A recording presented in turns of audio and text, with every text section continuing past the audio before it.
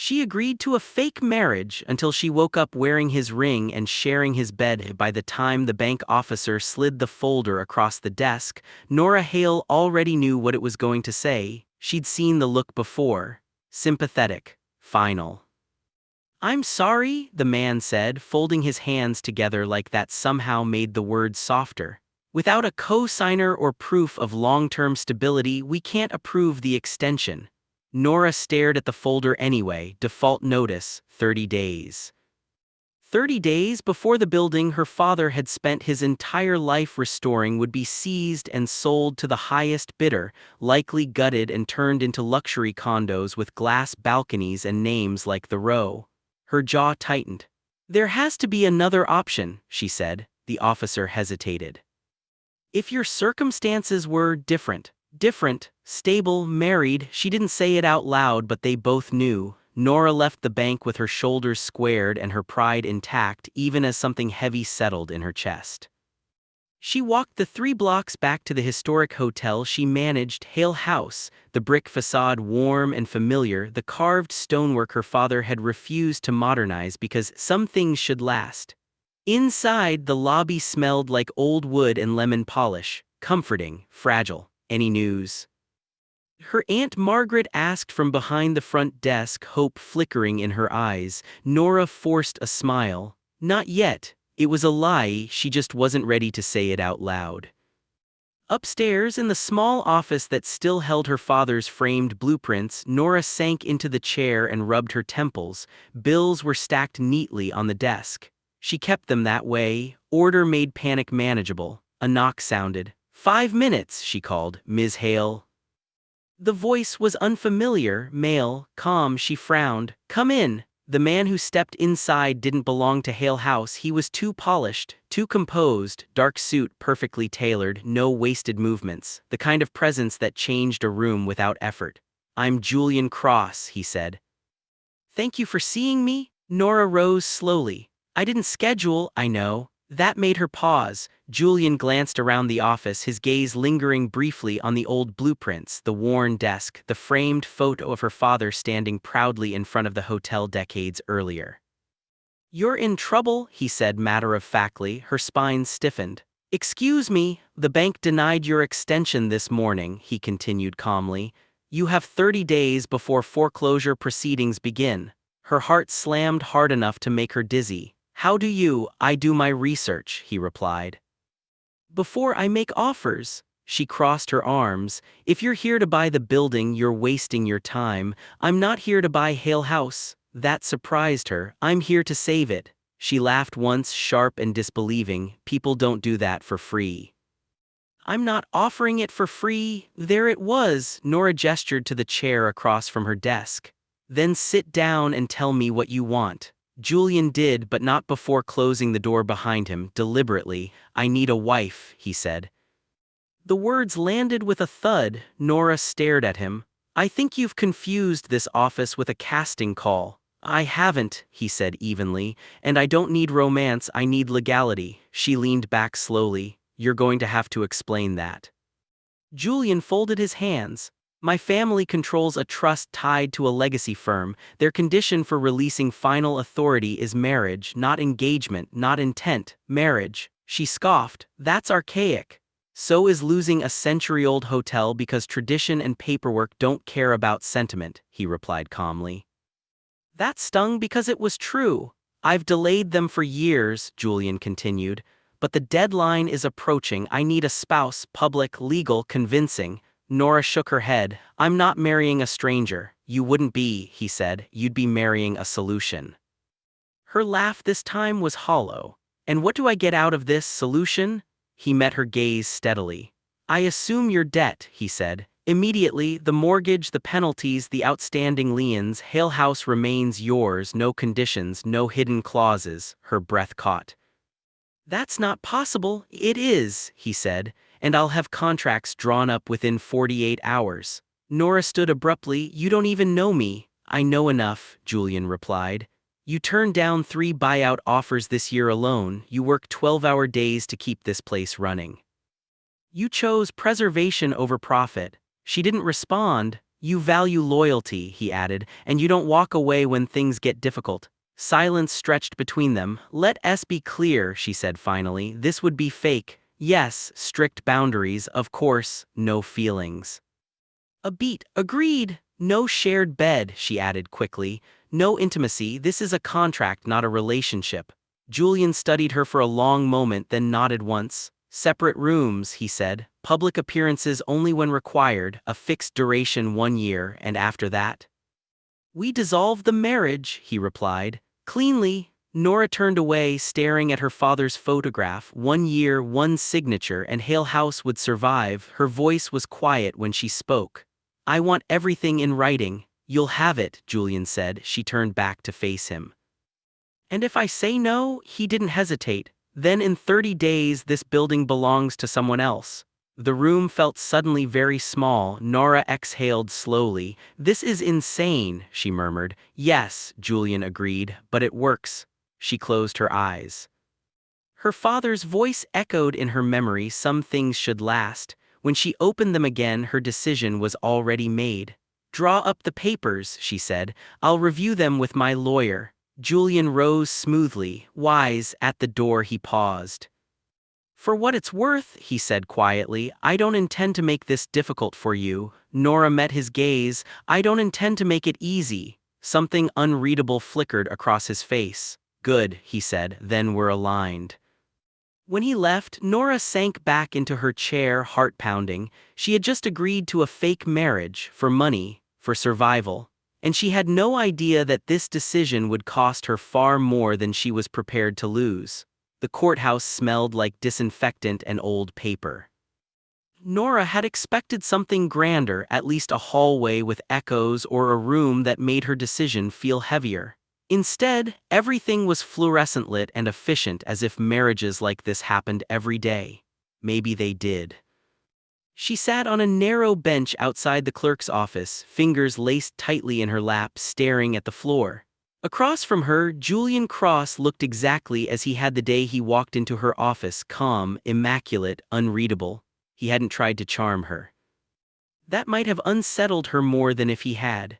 Your lawyer signed off? He asked quietly. Yes, Nora replied. Mine too. Good, that was it. No speeches, no second thoughts voiced aloud. The clerk called their names. 20 minutes later, Nora walked back into the hallway with a thin folder tucked under her arm and a ring on her finger that felt heavier than it had any right to. Married. The word didn't settle. It hovered, unreal. Julian glanced at her hand once as they exited the building, just once. His expression didn't change. I'll have my driver take us, he said. Us? Nora repeated. Our arrangement requires shared residency, he replied. Appearances matter. She swallowed. I assumed separate spaces. Separate rooms, he corrected. Same address? Of course. The car ride was silent. The city slid past the tinted windows, familiar streets turning into neighborhoods she'd only seen in magazines. When the car finally stopped, Nora had to tilt her head back to take in the building in front of them. Steel, glass. Height. Julian's residence didn't feel like a home, it felt like a statement. Inside, everything was clean lines and muted tones, no photographs, no personal clutter, a place designed to impress, not to linger in. I'll have the guest suite prepared, he said, setting his coat aside. It's on the opposite wing. Opposite wing. She let out a quiet breath she hadn't realized she was holding. That works, she said. He paused, then nodded. Dinner is at 7. We should be seen together occasionally. It reinforces consistency. Right, Nora said. Appearances. He studied her for a moment as if measuring something invisible. You're allowed to leave, he said. This isn't confinement. I know, she replied. I just don't plan to. Another flicker approval maybe passed through his eyes. The first week was strange. They existed in parallel. Mornings were brief encounters in the kitchen, coffee poured in silence, schedules exchanged like business memos. Evenings were polite, controlled dinners where conversation stayed safely neutral. Hale House updates. Legal timelines, public appearances that would need to be arranged, nothing personal, and yet Nora noticed things. Julian always left his mug in the exact same spot. He slept little, judging by the faint shadows under his eyes. He listened fully when she spoke, even when he didn't respond. One evening, she returned late from the hotel to find him in the living room, jacket discarded, sleeves rolled up, reviewing documents. "You didn't have to wait up," she said. "I wasn't," he replied. "I work here." She nodded and headed for the hallway. "Nora," she stopped. "You should be aware," he continued calmly, "my family expects an introduction soon, a dinner." Her shoulders tensed. "When?" "Saturday, 3 days." She turned to face him. "We didn't discuss." "I know," he said, "but delaying would raise questions." She exhaled slowly. "Okay, we'll do it." His gaze sharpened. "You don't have to perform." "I understand the role," she replied. "I've been performing my entire life." Something in his expression softened just slightly. Saturday arrived faster than she expected. Julian's family estate sat just outside the city, old money in every stone and wrought iron detail. Nora felt like an imposter walking through its doors, acutely aware of her borrowed last name. Dinner was formal, polite, sharp-edged. Julian's mother studied Nora with calculated interest. His uncle asked pointed questions about her background, her education, her intentions. Nora answered calmly, gracefully, never defensive, never apologetic. At one point, Julian's hand settled at the small of her back. The touch was light, brief, but it grounded her. She leaned into it without thinking. Julian stiffened, then adjusted, his arm settling more securely around her waist. A performance, but one that felt real. On the drive home, neither of them spoke. Inside the apartment, Nora slipped off her shoes and headed toward her room, exhaustion heavy in her limbs. "You handled that well," Julian said quietly. She paused. "You didn't have to step in." "I wanted to." The words lingered. She turned. "Why?" He hesitated just long enough to be noticeable. "Because you're my wife," he said, "and they don't get to corner you." Her chest tightened unexpectedly. "Thank you," she said. He nodded once. "Good night, Nora." "Good night, Julian." She closed her door and leaned against it, heart racing. The shift came days later, small, insidious. Julian began asking her opinion, not about appearances or logistics, but about his work, decisions, strategies. "You'd handle this differently," he said one night, handing her a file. She skimmed it, surprised. "You're underestimating public perception. People don't trust silence, they trust consistency." He watched her closely as she spoke. "You're good at this," he said. "So are you," she replied. "You just don't let anyone in." His jaw tightened. "That's intentional. I figured." Silence stretched, then he changed the subject, but something had cracked. The night it happened, Nora woke disoriented. The bed beneath her wasn't hers, the sheets were unfamiliar. The air smelled faintly of cedar and something distinctly Julian. Her heart slammed against her ribs. She shifted and felt warmth beside her. A solid presence. Breathing, she froze. Slowly, she lifted her hand. A ring glinted faintly in the low light, not the simple band she'd worn all week. A heavier one, her breath caught. She turned her head. Julian lay beside her, fully clothed, one arm stretched above his head, his other dangerously close to her waist. Panic surged. She pushed herself upright, scanning the room, his bedroom. Memories rushed back in fragments. Late night. Too much exhaustion, a storm rattling the windows, him knocking on her door, concerned, controlled. "You were shaking," he'd said. "Just sleep here, nothing will happen." Nothing had, but waking like this, wearing his ring, sharing his bed, felt like crossing a line she hadn't agreed to. Julian stirred. "Nora." She stood abruptly. "What happened?" He sat up slowly, running a hand through his hair. He looked unsettled, not panicked, not predatory, human. "You don't remember?" he asked. "I remember agreeing to sleep," she said tightly. "Not this." He glanced at her hand, at the ring. "I put it on," he said quietly. "You were half asleep, you asked me to." Her heart skipped. "That's not." "I should have waited until morning," he said. "I won't pretend otherwise." Silence pressed in around them. "Nothing happened," he added. "I swear." She searched his face. Found no deceit, just something raw beneath the surface. "I crossed a boundary," he said, "and I'm sorry." The apology stunned her more than anything else. She slipped the ring off and set it carefully on the nightstand. "This can't happen again," she said. "I know," he replied. She hesitated at the door. "But it already changed something," she added quietly. He didn't deny it. Neither of them slept after that. Nora didn't avoid Julian the next morning. She tried to, but avoidance required intention and intention required clarity, and she had neither. She dressed carefully, choosing a blouse she'd worn to negotiations before. Neutral, structured, armor disguised as fabric. When she stepped into the kitchen, Julian was already there, standing by the counter with a cup of coffee he wasn't drinking. He looked up. Their eyes met. And something in the air tightened. "Good morning," he said. It sounded normal, too normal. "Morning," she replied, moving toward the coffee machine. Her hand shook just enough that she noticed. Silence filled the space between them, thick with everything they weren't saying.